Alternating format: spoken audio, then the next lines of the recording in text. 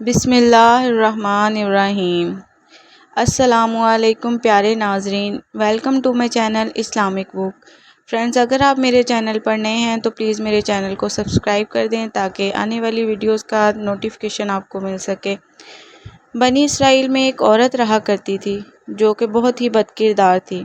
اللہ تعالیٰ نے اسے حسن و جمال بھی خوب دیا تھا اور وہ بدکار بھی انتہا درجے کی تھی۔ پوری بستی کے ساتھ اس کے ناجائز تعلقات تھے اور پوری بستی ہی اسے جانتی مانتی تھی۔ وہ ان ناجائز تعلقات کی بنا پر اس قدر مالا مال ہو گئی تھی کہ اس کے پاس انتہائی پیسہ جمع ہو چکا تھا اور اسی پیسے کے ساتھ اس نے ایک بہت بڑا محل بنوایا اور اسی محل کے اندر وہ خود کو آراستہ کر کے اور تیار ہو کر اس کے تخت پر بیٹھا کرتی تھی۔ اس عورت کی زندگی انہی عیاشیوں اور عیاکاریوں میں گزر رہی تھی کہ اس کے پاس تمام شہر کے امراء غلط نیت کے ساتھ آیا کرتے تھے۔ اس کی زندگی اسی کاموں میں بسر ہو رہی تھی کہ ایک مرتبہ وہ اپنے محل کا دروازہ کھول کر تخت پر بیٹھی ہوئی تھی کہ وہاں سے ایک انتہائی نیک اور برگزیدہ نوجوان کا گزر ہوا اور اس کی نظر اچانک ہی اٹھی اور اس عورت پر جا پڑی اور وہ اس کو دیکھتا ہی رہ گیا۔ اس عورت کی تصویر ایسی اس کے دل میں چھپی کہ وہ آگے تو چلا گیا مگر اس کا دھیان ادھر ہی بھٹک گیا۔ پھر وہ جہاں بھی بیٹھتا، مراقبہ میں، تسبیحات میں، ذکر و تلاوت میں جب بھی بیٹھتا، اس کا دل کہیں بھی نہیں لگتا تھا۔ اس نوجوان کی نظروں میں ہر وقت وہ عورت ہی چھائی رہتی تھی۔ اس نے بہت ہی کوشش کی اس کو بھلانے کی، اس نے روزے بھی رکھے لیکن وہ اس کا خیال اپنے دل سے نہ نکال سکا۔ یہاں تک کہ اس نے خود کو بھوکا پیاسا رکھا اور اپنے آپ کو بہت اذیت دی۔ اس کے باوجود بھی جب وہ اس لڑکی کو نہ بھول سکا تو اس نے سوچا کہ کیوں نہ میں اس کے پاس ہی چلا جاؤں۔ تو اس کے پاس جو تھوڑا بہت سامان تھا اس نے اس کو بیچا اور وہ اس لڑکی کے پاس چلا گیا۔ اس نے پیسے اکٹھے کر لیے جتنے وہ ناجائز کام کے لیتی تھی۔ جب وہ اس کے پاس پہنچا تو اس نے اس کو پیسے دیے اور اس کے ساتھ اس کے تخت پر جا بیٹھا۔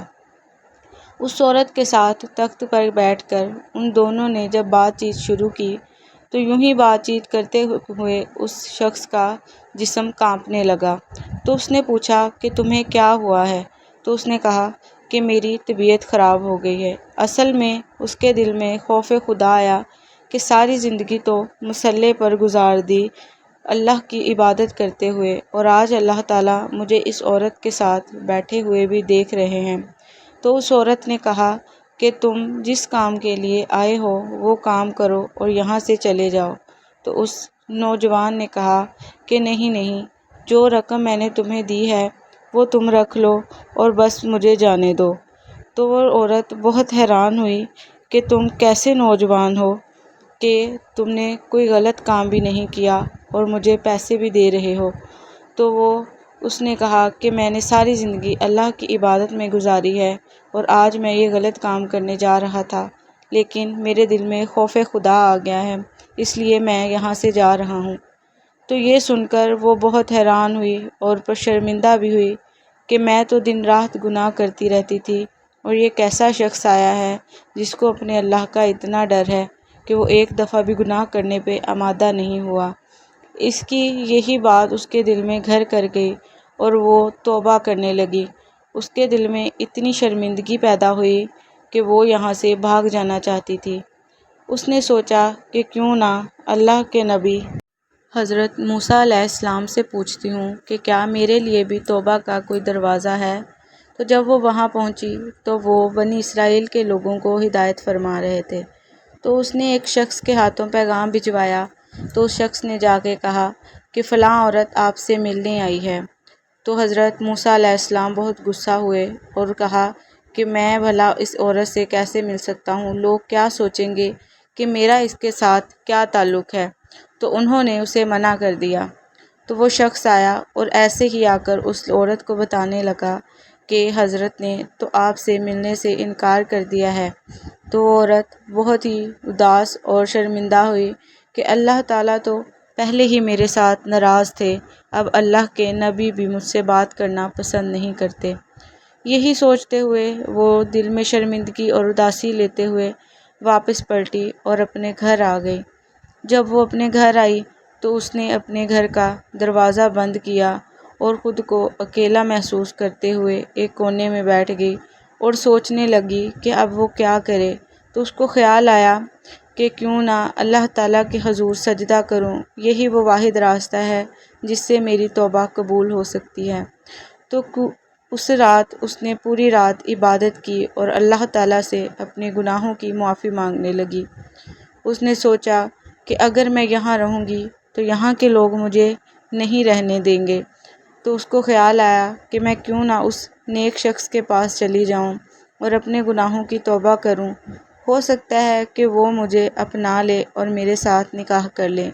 اس خیال کے آتے ہی وہ اٹھ کھڑی ہوئی اور اس نے اپنے آپ کو ایک سادہ کپڑے میں لپیٹ لیا تاکہ اس بستی کے لوگ اس کو نہ پہچان سکیں اور نہ پتہ کر سکیں اس کے حسن و جمال کا۔ تو یہ سوچتے ہوئے وہ وہاں سے نکلی کہ وہ اس نوجوان کے پاس چلی جائے گی۔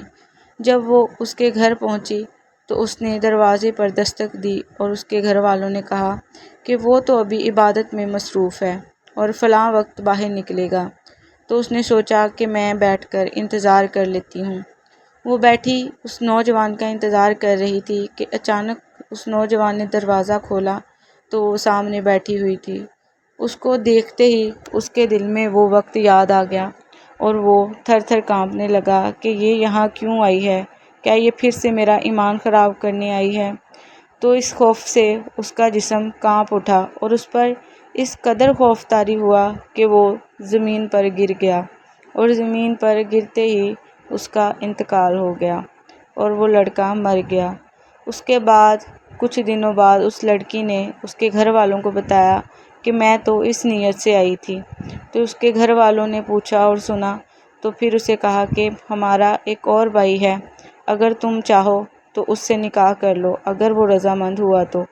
اس نے کہا کہ ٹھیک ہے، اگر وہ مان گیا تو میں نکاح کر لوں گی۔ تو اس کے بھائی نے کہا کہ اگر یہ پکی سچی توبہ کر چکی ہے تو میں اس کے ساتھ نکاح کرنے کے لیے تیار ہوں۔ تو اس طرح ان دونوں کا نکاح ہو گیا اور اللہ تعالیٰ نے اسے 7 بیٹے دیے، جو 7 کے 7 بعد میں ولی اللہ بنے۔ تو دیکھیے دوستو، اللہ تعالیٰ نے کیسے اس عورت کی دعا اور توبہ کو قبول کیا اور اس کو اتنا بڑا مرتبہ دیا کہ اس کو ولیوں کی ماں بنا دیا۔ بے شک اللہ تعالیٰ بہت مہربان اور بخشنے والا ہے۔ دوستو اپنا بہت سارا خیال رکھیے گا، اور اگر آپ کو میری ویڈیو اچھی لگی تو لائک کر دیجیے گا، کمنٹ کر دیجیے گا۔ اللہ تعالیٰ سب کو اپنے حفظ و ایمان میں رکھے۔ اللہ حافظ۔